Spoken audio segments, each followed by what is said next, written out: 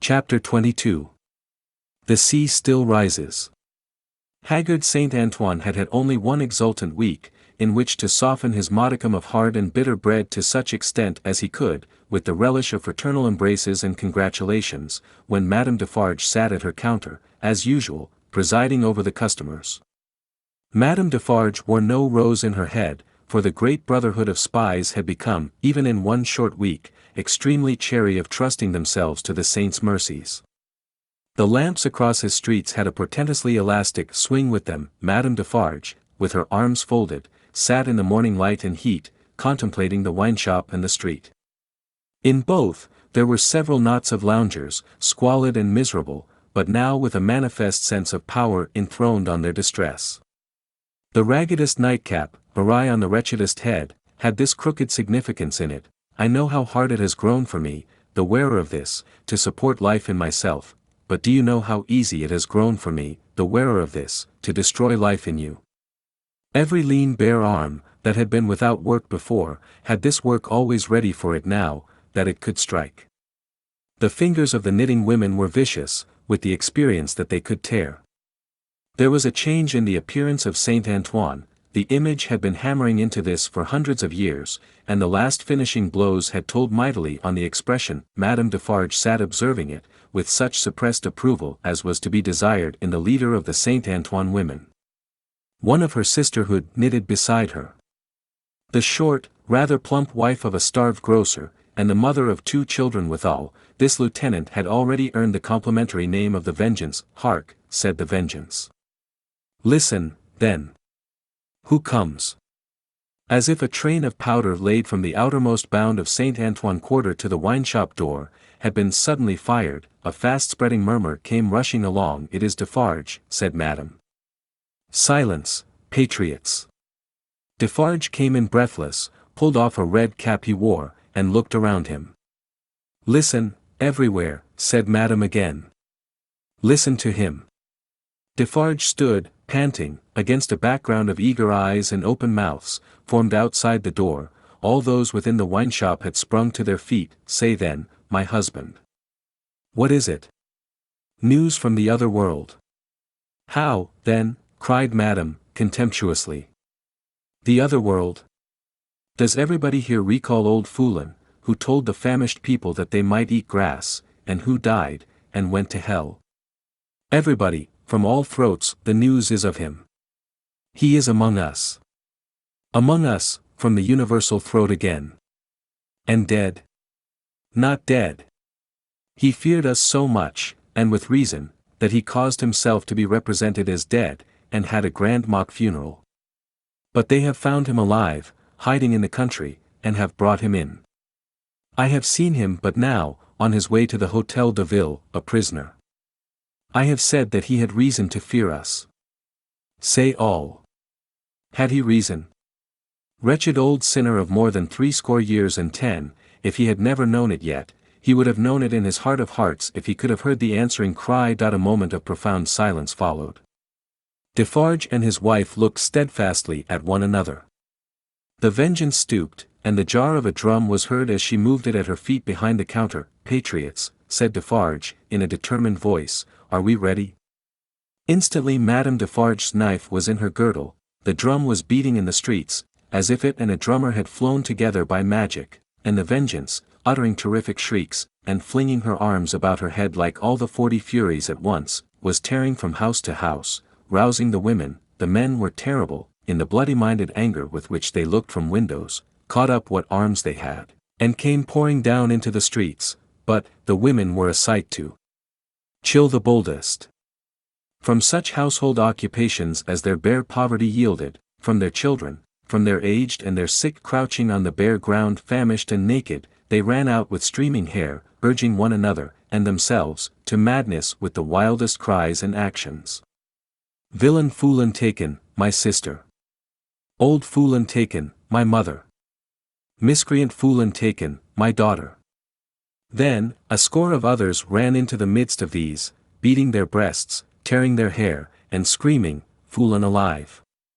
Foulon who told the starving people they might eat grass! Foulon who told my old father that he might eat grass, when I had no bread to give him. Foolin who told my baby it might suck grass, when these breasts were dry with want. O Mother of God, this foolin! O heaven our suffering! Hear me, my dead baby and my withered father, I swear on my knees, on these stones, to avenge you on foolin. Husbands, and brothers, and young men, give us the blood of foolin, give us the head of foolin, give us the heart of foolin, give us the body and soul of foolin, rend foolin to pieces, and dig him into the ground, that grass may grow from him. With these cries, numbers of the women, lashed into blind frenzy, whirled about, striking and tearing at their own friends until they dropped into a passionate swoon, and were only saved by the men belonging to them from being trampled underfoot. Nevertheless, not a moment was lost, not a moment. This foolin was at the Hotel de Ville, and might be loosed. Never, if Saint Antoine knew his own sufferings, insults, and wrongs. Armed men and women flocked out of the quarter so fast, and drew even these last dregs after them with such a force of suction, that within a quarter of an hour there was not a human creature in Saint Antoine's bosom but a few old crones and the wailing children. No. They were all by that time choking the hall of examination where this old man, ugly and wicked, was, and overflowing into the adjacent open space and streets. The Defarges, husband and wife, the Vengeance, and Jacques III, were in the first press, and at no great distance from him in the hall. See, cried Madame, pointing with her knife. See the old villain bound with ropes.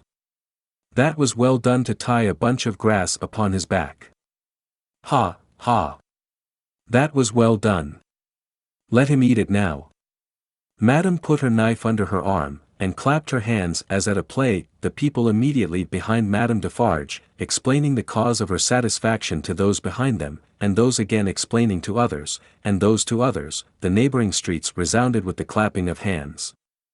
Similarly, during 2 or 3 hours of drawl, and the winnowing of many bushels of words, Madame Defarge's frequent expressions of impatience were taken up, with marvellous quickness, at a distance, the more readily, because certain men who had by some wonderful exercise of agility climbed up the external architecture to look in from the windows, knew Madame Defarge well, and acted as a telegraph between her and the crowd outside the building. At length the sun rose so high that it struck a kindly ray as of hope or protection, directly down upon the old prisoner's head.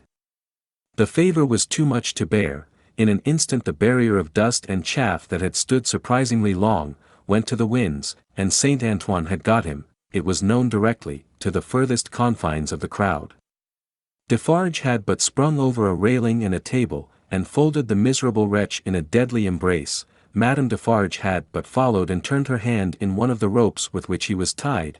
The Vengeance and Jacques III were not yet up with them, and the men at the windows had not yet swooped into the hall, like birds of prey from their high perches, when the cry seemed to go up, all over the city, "Bring him out! Bring him to the lamp!" Down, and up, and head foremost on the steps of the building, now, on his knees, now, on his feet, now, on his back, dragged, and struck at and stifled by the bunches of grass and straw that were thrust into his face by hundreds of hands, torn, bruised, panting, bleeding, yet always entreating and beseeching for mercy, now full of vehement agony of action, with a small clear space about him as the people drew one another back that they might see, now, a log of dead wood drawn through a forest of legs. He was hauled to the nearest street corner where one of the fatal lamps swung, and there Madame Defarge let him go, as a cat might have done to a mouse, and silently and composedly looked at him while they made ready, and while he besought her, the women passionately screeching at him all the time, and the men sternly calling out to have him killed with grass in his mouth. Once, he went aloft, and the rope broke, and they caught him shrieking. Twice, he went aloft, and the rope broke, and they caught him shrieking. Then, the rope was merciful, and held him, and his head was soon upon a pike, with grass enough in the mouth for all Saint Antoine to dance at the sight of. Nor was this the end of the day's bad work, for Saint Antoine so shouted and danced his angry blood up, that it boiled again, on hearing when the day closed and that the son-in-law of the dispatched, another of the people's enemies and insulters, was coming into Paris under a guard 500 strong, in cavalry alone. Saint Antoine wrote his crimes on flaring sheets of paper, seized him, would have torn him out of the breast of an army to bear Fool and company, set his head and heart on pikes, and carried the 3 spoils of the day, in wolf procession through the streets. Not before dark night did the men and women come back to the children, wailing and breadless. Then, the miserable bakers' shops were beset by long files of them, patiently waiting to buy bad bread, and while they waited with stomachs faint and empty, they beguiled the time by embracing one another on the triumphs of the day, and achieving them again in gossip. Gradually, these strings of ragged people shortened and frayed away, and then poor lights began to shine in high windows, and slender fires were made in the streets, at which neighbors cooked in common, afterward supping at their doors, scanty and insufficient suppers those, and innocent of meat, as of most other sauce to wretched bread. Yet, human fellowship infused some nourishment into the flinty viands, and struck some sparks of cheerfulness out of them. Fathers and mothers who had had their full share in the worst of the day, played gently with their meager children, and lovers, with such a world around them and before them, loved and hoped that it was almost morning, when Defarge's wine shop parted with its last knot of customers, and Monsieur Defarge said to Madame his wife, in husky tones, while fastening the door, "At last it is come, my dear." "Eh well," returned Madame. "Almost." Saint Antoine slept, the Defarges slept, even the Vengeance slept with her starved grocer, and the drum was at rest. The drums was the only voice in Saint Antoine that blood and hurry had not changed.